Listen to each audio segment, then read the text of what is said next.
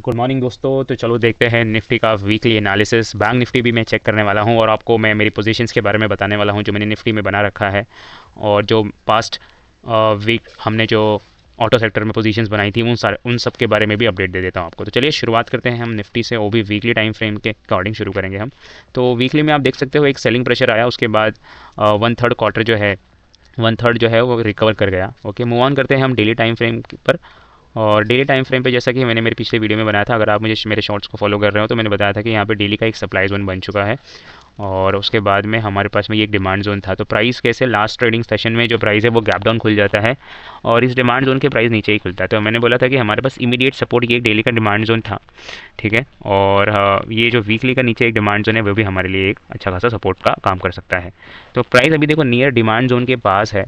Market में कौन से भी न्यूज़ हो, कोई भी वॉर चल रहा हो, क्या भी चल रहा हो, प्राइस का काम है इसको इस डिमांड जोन तक लेकर आना, यहाँ पेंडिंग ऑर्डर्स ट्रिगर होना, उसके बाद प्राइस वापस अपसाइड की ओर रैली शुरू कर देगा। जैसे आप देख सकते हो मेरा अपसाइड का जो टारगेट है 25,700, में बहुत टाइम से यही कह रहा हूँ कि 25,700 इज़ माई टारगेट, ठीक है। और मुझे लगता है कि आने वाले सेशन के अंदर हमको जल्दी बाजार वापस ऊपर की ओर जाने में देखने को मिल सकता है। आप देख सकते हो ये जो वीकली का डिमांड जोन है ये बहुत पावरफुल डिमांड जोन है। वीकली का डिमांड जोन जहाँ वीकली का 20 EMA है, और इस वीकली के डिमांड जोन ने यहाँ पे बहुत सारे सप्लाई जोन को भी खत्म किया था। ये एक बहुत क्रूशियल लेवल है जहाँ पे अपने आप को बाजार को संभालना होगा, ठीक है। मूव ऑन करते हैं हम 75 मिनट के टाइम फ्रेम पर। आप देख सकते हो यहाँ पे इस डिमांड जोन से जैसे रिएक्शन आया था, प्राइस यहाँ से जस्ट गैप डाउन खुलता है और पूरा रिकवर करने की कोशिश करता है ऑलमोस्ट, ओके। और जस्ट नीचे हमारे पास जो वीकली का डिमांड जोन है, अगर बाई चांस समझिए गैप डाउन वापस खुलता है तो हमारे पास सपोर्ट करने के लिए यहाँ पर डिमांड जोन एग्जिस्ट करता है प्राइस को। और कैसे लॉन्ग का कैसे प्लान करना है, जैसे कि वीकली डिमांड जोन है तो यहाँ पे एक 75 मिनट पे एक बुलिश कैंडल हमको मिले, जैसे ये दिख रहा है आपको ये कैंडल, ऐसा ऐसा कैंडल एक 75 मिनट पे मिले। तो जब लास्ट ट्रेडिंग सेशन पे पहला 15 मिनट का जब ये कैंडल बना था तभी मैंने निफ्टी में एक फ्लाई डिप्लॉय किया था। आपको मैं वो भी दिखा देता हूँ, वो फ्लाई मैंने कौन सा कैसा फ्लाई डिप्लॉय किया हुआ है। और लेवल्स मैंने सारे प्लॉट कर रखे हैं, कौन से लेवल पे क्या डिसीजन लेना है आप उसके अकॉर्डिंग प्लान कर सकते हो आपका रिसर्च करके, ठीक है। मैं क्लीन हूँ, मतलब मेरे जो लेवल्स है वो सारे क्लीन है, मैं प्रिपेयर हूँ ऑलरेडी, मुझे पता है कौन से लेवल पे प्राइस आएगा तो क्या एक्शन लेना है, ठीक है। सारा कुछ प्री प्लान है और उसके अकॉर्डिंग मैं प्लान करूँगा। तो आप आशा करता हूँ आपको ये लेवल समझ आ रहा होगा, मैंने क्या लॉजिक से मार्क कर रखा है और ये इस पे जब प्राइस आएगा तो कैसे रिएक्ट करना है। छोटा मोटा हम शॉर्ट का अपॉर्चुनिटी प्लान कर सकते हैं, जैसे जैसे इस सप्लाई जोन में प्राइस आता है। मुझे लगता है कि इसको ये वाला जो सप्लाई जोन दिख रहा है आपको, इसको इजीली निकाल सकता है प्राइस और यहाँ से हल्का मुल्का एक रिएक्शन आ सकता है। एक डिफरेंट सिनेरियो के बारे में बात कर लेते हैं जो कि चांसेस कम है होने के, फिर भी बाजार है कुछ भी हो सकता है। जैसे कि आप देख सकते हो ये सप्लाई जोन फ्रेश है, प्राइस इस डिमांड जोन के पास खड़ा है, यहाँ से बाउंस बैक करके प्राइस इस सप्लाई जोन तक जाए, फिर वापस गिर के इस वीकली के डिमांड जोन तक आए। ये एक सिनेरियो पॉसिबली जो मुझे लग रहा है कि शायद ये हो सकता है, बिकॉज ये सप्लाई जोन फ्रेश बना हुआ सप्लाई जोन है और काफ़ी कहते हैं ना कि दो बैक टू बैक कैंडल यहाँ पे डाउन साइड की ओर बनी है। लास्ट ट्रेडिंग सेशन की ग्रीन है, बट अगर हम डे वाइज देखें, ठीक है, जैसे कि गैप डाउन खुला था तो वो नेगेटिव साइड ही प्राइस ओपन हुआ था, ठीक है। प्राइस ने इंटरडे लेवल में उसको रिकवर किया है। तो ये एक सप्लाई जोन जो है वो प्राइस को थोड़े टाइम के लिए रोक सकता है, बट वही अगर मूव वीकली के डिमांड जोन से आने वाला है या आ रहा है तो डेली का सप्लाई जोन उसको रोक नहीं सकता, ठीक है। तो ये आशा करता हूँ आपको समझ आ रहा होगा मैं क्या बताने की कोशिश कर रहा हूँ। चलिए मैं आपको ना फ्लाई दिखा देता हूँ, उसके बाद हम बैंक निफ्टी का एनालिसिस।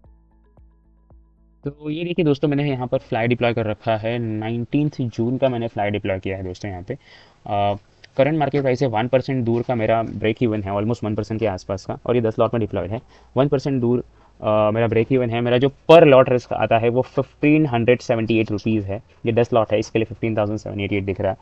फ्लैट पीक का जो प्रॉफिट है वो पर लॉट 2173 है, और जो पीक प्रॉफिट है पर लॉट वो है 8,900 के आसपास में, 8,900 पकड़ लो आप पर लॉट। ये 10 लॉट का है, इसके लिए यहाँ पे नंबर्स बड़े दिख रहे हैं। तो ये फ्लाई मैंने डिप्लॉय किया है। ये फ्लाई जो है ये बहुत अच्छी तरीके से काम करता है। अगर आपको पता है कि एडजस्टमेंट कौन से टाइम पे करना है तो इसकी ये फ्लाई सक्सेसफुल तभी होता है जब आपके पास में चार्ट पे कुछ टेक्निकल सेटअप हो, वो टेक्निकल सेटअप आपको कुछ इंडिकेट कर रहा हो कि बाजार बेरिश होने वाला है, बुलिश होने वाला है। तो ये फ्लाई फ्री हो सकती है अगर आप मुझे मेरे यूट्यूब चैनल पे फॉलो कर रहे हो। तो मैंने 2 जून को जो मैंने फ्लाई डिप्लॉय किया था वो पूरा हमने जो लॉस था वहाँ पे पर लॉट 5,000 का लॉस था, उसको पूरा ज़ीरो कर दिया था हमने। तो हम इस फ्लाई में भी करने की वही सेम कोशिश करेंगे जैसे जैसे बाजार मूव करता है।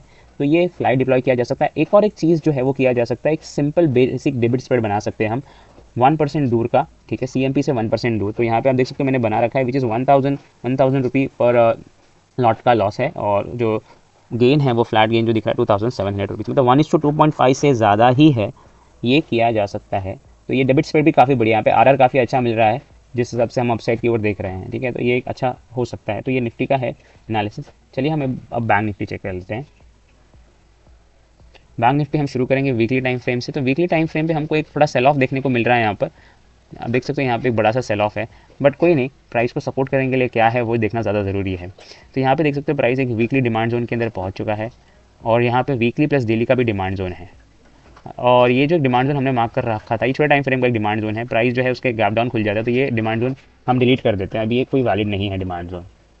अब प्राइस, जैसा कि प्राइस एक डिमांड जोन के अंदर है, मोस्ट प्रोबेबली प्राइस यहाँ से बाउंस बैक करता है मैक्सिमम टाइम, या साइडवेज हो सकता है जब तक निफ्टी और बैंक निफ्टी दोनों एक फेस पे ना आ जाए, ठीक है, एक लाइन पे ना आ जाए, तब वहाँ से मूव आना शुरू हो सकता है, या बैंक जो है वो निफ्टी को ऊपर की तरफ खींच सकते हैं। डाउन साइड प्राइस में रोकने के लिए बहुत कुछ है, अप साइड प्राइस में रोकने के लिए कुछ नहीं है। तो एटीएस कंटिन्यूसली हम देख सकते हैं आने वाले टाइम के अंदर। मैंने 75 मिनट का टाइम फ्रेम का चार्ट लगाया, आप देख सकते हो यहाँ पे ये जो डेली का डिमांड जो है वो भी बैंक्स को सपोर्ट कर सकता है। तो मैं जो देखता हूँ विजन बेसिकली 1 वीक या 2 वीक का मैं देखता हूँ, तो मेरे हिसाब से अगेन इसको बुलिश होना है और ऊपर चले जाना है। ये हल्का मुल्का करेक्शन आते रहेगा, ये छोटी मोटी जो बाजार में न्यूज़ चलती है उसका काम ही है प्राइस को एक डिमांड जोन पर लेके जाना है। देख सकते हो ये हमने पास में एक डिमांड जोन मार्क किया था, उसके आसपास एक अच्छा खासा इंटरडे लेवल पर रिएक्शन आया। तो ये सारा अभी कुछ वैलिड नहीं है। मैं एक बार देख लेता हूँ डेली पे कुछ सप्लाई जोन है क्या प्राइस में। तो प्राइस में यहाँ पर ये यहाँ टेस्ट है, प्राइस में डेली में इतना कुछ खास नहीं दिख रहा है। हम मार्क करने के लिए एटीएच के आसपास जो एक लेवल है इसको हम भले मार्क कर सकते हैं। ये टाइम फ्रेम पे देखते हैं, ये है डेली का सप्लाई जोन, और उससे थोड़े छोटे टाइम फ्रेम का भी सप्लाई जोन है, ठीक है। बस ये हल्का मुल्का प्राइस को रोक सकता है, और ये भी टेस्टेड है। आप देख सकते हो यहाँ पे ये लेवल मैंने मार्क किया, ये भी टेस्टेड है। इसका मतलब इसका कोई इतना इंपॉर्टेंस है नहीं, ये गार्बेज तरीके से आ रहा है, खाली यहाँ पर एक गैप डाउन था, बस दैट्स इट। तो ये भी इतना कुछ इंपॉर्टेंट मुझे नजर नहीं आ रहा है, गार्बेज जैसा ही दिख रहा है कि प्राइस को जो कुछ रोक सके वापस से ऊपर जाने के लिए। तो बैंक निफ्टी में भी क्लियर है, इतना कुछ कन्फ्यूजन वाला है नहीं, प्राइस सपोर्ट के पास है, बाउंस बैक वापस प्राइस कर सकता है। चलिए मैं आपको आप दिखा देता हूँ जो निफ्टी ऑटो के जो स्टॉक्स हमने पास में डिस्कस किए थे। तो हम आ चुके हैं ऑटो स्टॉक्स केस में। आप देख सकते हो मैंने लास्ट ट्रेडिंग सेशन में एक मारुति बियर पुट स्प्रेड मैंने बनाया था, उसमें भी 300 पॉजिटिव चल रहा है। बजाज ऑटो का हमने एक डेबिट स्प्रेड बनाया था, ठीक है, वो भी अच्छा चल रहा है, और देख सकते हो आप बढ़िया चल रहा है वो भी। उसके बाद में हीरो मोटो का भी बहुत शानदार प्रॉफिट दे रहा है। सिर्फ जो थोड़ा सा अभी नेगेटिव है, यानी कि पहले से नेगेटिव चल रहा है ऑफकोर्स, क्योंकि हमने काफ़ी लेट डिप्लॉय किया था, वो है एम का और टाटा मोटर्स के, ये दोनों भी नेगेटिव चल रहे हैं।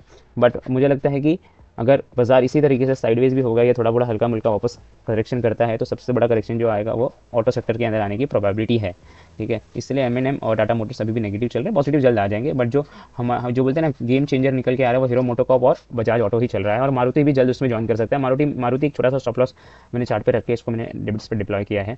तो ये है निफ्टी ऑटो का पोजीशंस का व्यू जो भी मैंने बनाया था, ठीक है। तो अगेन हम बात करते हैं, वापस निफ्टी में आ जाते हैं। तो निफ्टी में जैसे कि हमने लेवल डिस्कस कर लिया है, आप भी सेम चार्ट पर प्लॉट कर सकते हो और आपके स्टडी के अकॉर्डिंग डिसीजन ले सकते हो। चलो चलते हैं, मिलते हैं अगली बार। आशा करता हूँ आपको सब कुछ समझ आया होगा।